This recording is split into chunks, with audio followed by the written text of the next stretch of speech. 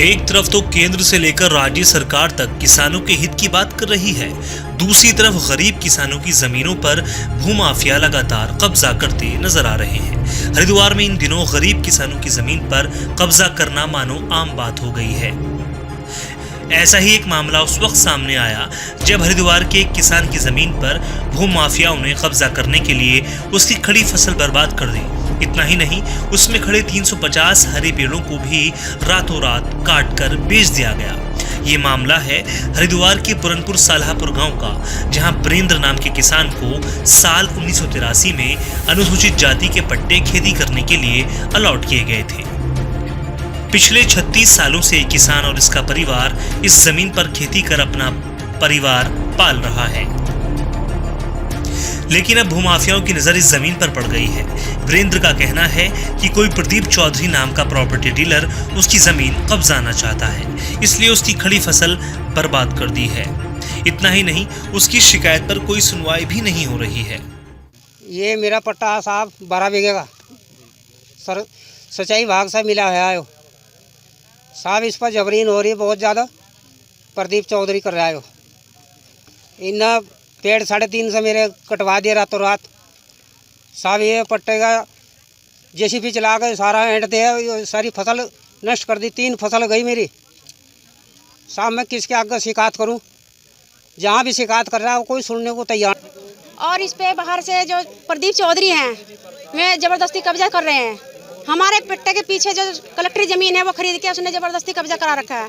सारी खेती उड़ा झाड़ दी और सारे पेड़ उखाड़ दिए और ज़बरदस्ती कह रहे हैं कि तुम्हारे से चमारों से कुछ नहीं हो पाएगा, चाहे तुम कहीं भी चले जाओ। प्रशासन कोई भी विधायक वगैरह भाजपा हो या बसपा हो, कोई भी हो, आपकी सुनवाई कहीं नहीं होगी कि हम ज़बरदस्ती ले सकते हैं इसको।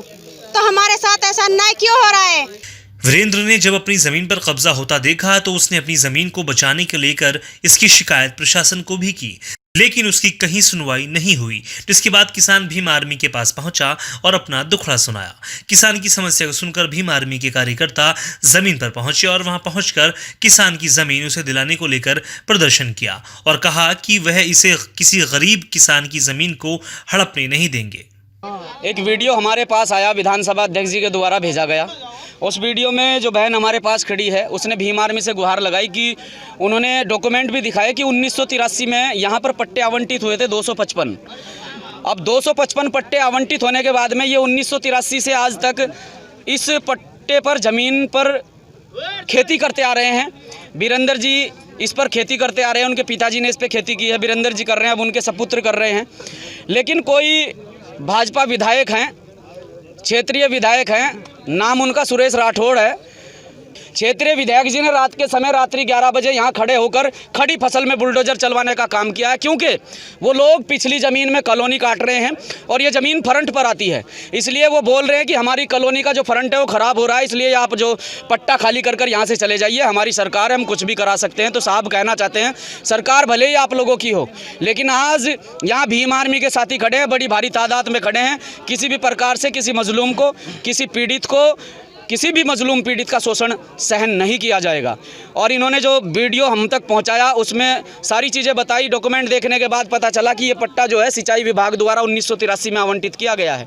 1983 से आज तक ये लोग काबिज हैं इस पर, लेकिन अचानक से ये लोग कहते हैं कि या तो हमें इस पट्टे में 60 फीट के 4 रास्ते दीजिए, नहीं तो पट्टा खाली कीजिए। तो तानाशाही बर्दाश्त नहीं की जाएगी और आज आए हैं तो पूरी तरह से इस पट्टे पर भी कब्जा करके जाएंगे। अगर इस मामले में प्रशासन दोषियों के खिलाफ सख्त कार्रवाई नहीं करता है तो वह आंदोलन करेंगे और इस लड़ाई को तब तक जारी रखेंगे जब तक किसान को इंसाफ नहीं मिल जाता। फाइनल में गरीब किसानों की जमीनों पर भूमाफियाओं की नजर है, लेकिन सबसे अहम सवाल ये है कि ऐसे भूमाफियाओं को आखिर कौन संरक्षण दे रहा है, जो इनकी इतनी हिम्मत बढ़ती जा रही है कि ये खुलेआम गरीब किसानों की जमीनों पर कब्जे करते जा रहे हैं। इंडियन एक्सप्रेस न्यूज के लिए हरिद्वार से सरफराज अली की report. Press the bell icon on the YouTube app and never miss another update.